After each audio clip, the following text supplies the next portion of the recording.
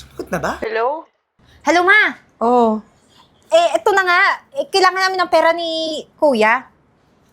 Anak, di ba kapapadala ko pa lang? Kasi emergency to. Alam mo naman, di ba? Masyadong maano na yung panahon dito. Iba-iba yung klima. Kaya nagkakasakit kami ni Kuya. Kailangan namin mapa-check up. At saka isa pa, ma. Kailangan namin bumili ng aircon ni Kuya. Alam mo naman, super init din dito, eh. Oo, ma, kasi mamaya baka maano pa kami, ma-heat stroke kami. Di mas mahal pa magpagamot. Kailangan namin na maraming pera, kailangan mo magpadala po. Anak, wala na akong kapera-pera. Di ba pinadala ko na nga sa inyo lahat? Ang natira lang dito, kaunting-kaunti na lang na panggastos ko. Ma, ano bang uunahin mo? Kalusugan namin o gusto mong umuwi ka dito na wala na kami? Sige, mamili ka. Pinapapili kita, ma. Sagutin mo ko. Ma, mas mahal magpa-ospital. Baka naman gawa mo ng paraan. Kailangan namin ng pera ni Eden. Ang init-init dito sa Pilipinas. Kailangan namin ng aircon. Yun lang naman eh. O sige. Babali ako sa amo ko. Pero hindi ko pangako ko. Anong pangako mo yan? Ipangako mo yan. O sige, gagawan ako ng paraan. Sige na. Siguraduhin mo mamaya, ipadala mo na ha. Kailangan na namin. Kasi pinag-uubo inuubo na. Mahahawaan ko pa si Kuya. O sige, mag-ingat kayo, magpagaling kayo ha. O sige, ma. Masiguraduhin mo yan, ha? Oo, sige. Di na, babay na. Bye. Ano naman? Nangingi na naman pera yung mga kupal mong anak. Diyos ko, Arian, di ko na alam gagawin ko. Ay, nako. Kung ako sa'yo, umuwi ka na dun eh. Baka kung anong ginagawa sa pera ng mga padala mo. Lagi na lang nanghihingi ng pera. Kala mo, tumatay ka ng pera dito. Paano naman ako uuwi? Eto nga, may trabaho ako. Kulang din. Hindi sa kanila makasapat yung pinapadala ko. Kaya nga sabi ko, umuwi ka na. Doon ka na lang mag for good. Feeling ko gumagawa ng milagro yung mga anak mo. Di man lang nila naisip na ang hirap-hirap ng buhay dito sa ibang bansa. Akala nila, paprente-prente ka lang dito. Kung alam gagawin ko, tas ngayon kailangan na naman ng pera. Paano na naman ako babalik kay boss? Sabihin nun, overbali na ako. Kaya nga, good luck talaga sa'yo. O, sige na nga, pahiramin na lang kita. Magkano ba? Kano hiningi ng mga anak mo? Papahiramin mo ako? Naku, Arian, ang dami ko ng utang sa'yo. Ay nako, sino ba mong tutulungan? Tayo lang din naman. Magkano ba kailangan mo? Pahiramin na lang kita. 30K eh. Bibili pa daw ng aircon. 30K. Oh, may sobra ako. Sige, pahiram ko na lang sa'yo para hindi ka nakulitin ng mga anak mo. Naku, salamat, Arian ha. Ako wala yun. Babawi ka ha. Oo, babawi na lang ako sa'yo. Sige. O Kuya, anong gagawin natin ngayon para mapaniwala talaga si Mama? Para magpadala siya ng pera. Ulit. Eden, bago mo pa yan nasabi, nakaisip na ako ng paraan. Ang talino ko kaya. Ganito. Kunyari, nasa ospital ka. Tatawagan ko ngayon si Mama. Sabi mo, Ma, nasa ospital si Eden. Di, bilang nanay, matatakot yun. Papadala ng pera. Akin na. Tawagan natin. Tiwala ka. Hello, Ma. Hello? Oh, Ma. Ma. Hindi ko alam paano sisimulan eh, pero may problema dito sa Pilipinas. Uy, Renz, ano? Ano ba? Kailangan mo magpadala ng malaking pera kasi si Eden nasa ospital. Ay, Diyos ko naman. Ano ba nangyayari naman sa inyo mga anak? Kailangan ko na naman pera. Hindi ko na nga alam kung saan... Ano nangyari? Hindi ko nga alam yung gagawin ko eh. Nasa ospital na lang si Eden. Kailangan mo magpadala ng pera ngayon. Oo, ngayon mismo. Kailangan namin ng 90,000. Ha? 90,000? Diyos ko po. Wala pa naman yung boss ko. Maaatin mo ba na may anak kang nakaburol pag uwi mo? Critical si Eden eh. Huwag ka naman magsalita ng ganyan. Gagawa ko ng paraan. O sige, kailangan mo ipadala ngayon ha. Paano ba to, Renz? Di ko alam ang gagawin ko. Ang dami ko ng bali. Ang dami ko ng utang. Ma! Ano ba? Ikaw tong nasa abroad, nagtrabaho-trabaho ka dyan, di ba? Ngayon may sakit yung anak mo, yung dami mong rereklamo sa akin.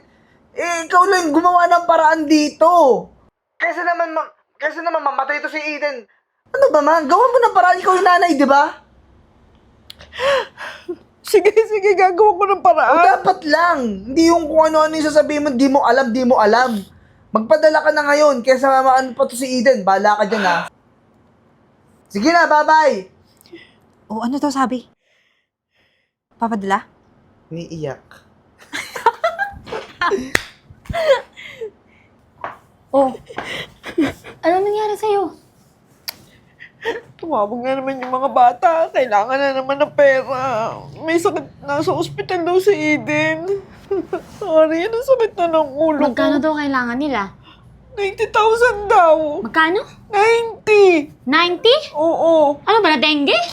Hindi ko na nga naintindihan kung ano-ano pa yung sinabi sa akin. Kaya siya dapat daw nandun ako para intindihin sila. Parang kasalanan ko pa na nandito ako. Alam mo, Alin Gina, hindi mo pa ba napapansin? Panay-panay ang hingi ng mga anak mo ng pera. Ibig sabihin lang yan, nanluloko sila. Niluloko ka naman ngayon, kaya dapat kung ako sa'yo, umuwi ka na ng Pinas. Para malaman mo ba kung saan pupunta yung perang hinihingi nila, di ba? Parang akala nila namumulot lang ako ng pera dito. Kaya nga, bigyan kita pamasahe umuwi ng Pilipinas. Silipin mo yung mga anak mo doon, kung anong pinaggagawa, at bakit maya nahingi sa'yo ng pera. Talaga ba? Kailangan ko na umuwi. Oo, umuwi ka na. Ano doon sa may locker ko yung pera. Mag-book ka na ng flight mo. Umuwi ka na ng Pilipinas. Nang matapos na yan. Tara na nga. Ay, nako. Mga anak mo talaga. Hindi ko na nga alam gagawin ko. Arian, ba't ba nandito tayo sa restaurant? Dapat makapunta na ako ng ospital. Hindi ko na maintindihan kung ano nangyayari kay Eden.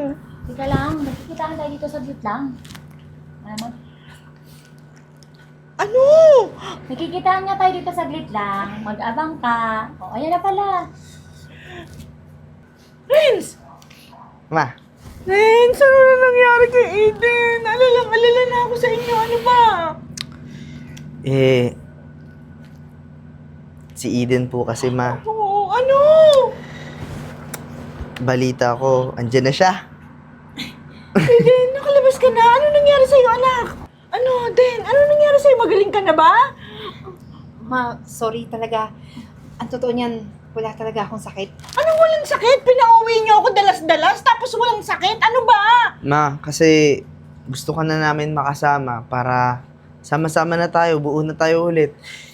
Pinalabas lang namin na may sakit si Eden para umuwi ka na ng Pilipinas. Mga anak, hindi ko maintindihan to ha. Ipaliwanag niyo sa akin. May trabaho ako doon. Iniwanan ko gawa niyo. Yun nga eh. Kaya ka nga namin pinauwi para hindi ka na magtrabaho.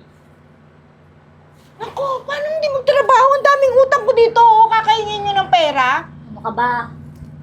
Wala kang utang sa akin. Yung mga bata mo, papadala sa akin ng pera para ibigay ko sa'yo. Sila? Pinapadalang ka? Gusto ka na kasi nilang pauwiin. Kasi ma, ganito po yung nangyari. Yung mga pinapadala mo po, iniipon namin. Tapos, tinayo namin ang negosyo. Kaya yung mga kinita nun, kapag nangangailangan ko dun sa ibang bansa, pinapadala namin kay Miss Arian. Kaya pagka humihingi kami sa'yo ng pera, alam namin na wala ka ng pera kasi kakasweldo mo lang. Kinausap namin si Arian na magpapadala kami sa kanya ng pera para ibigay sa'yo at ipadala mo sa amin. Kaya yung negosyo na yon, itong restaurant, ito yung napundar namin. Inyo na to? Itong restaurant na to maganda? Ma, hindi sa amin, sa atin. Arian! Ano? Nagulat ka ba? Oo! Isipin mo, buong biyahe natin sa aeroplano, alalang-alala ako sa mga batang to. Yung pala, ako yung susurpresa nila. Sorry talaga ma ha. Sa tuwing nanghihingi kami ng pera sa'yo, masyado kaming... Salbahe. May mga sinasabi kami hindi maganda para Mapwersa ka na magpadala sa amin. at mapauwi ka namin. Arian, ito pala yung kapalit ng kaiiyak ko doon. O, di ba? Sabi ko naman sa'yo, umuwi ka na. Tingnan mo, ang laki ng pakinabang mo dyan sa mga bata na yan. Nag-ROI ka na. Ibig sabihin, hindi na ako babalik doon? Opo ma, Hindi na. ang gawin mo, mag-email ka na lang sa amo mo at mag-resign ka na. Huwag na. Huwag ka nang bumalik, ma, kasi dito na tayo. Tawa naman yung mga anak ko, Aryan. Happy family na tayo.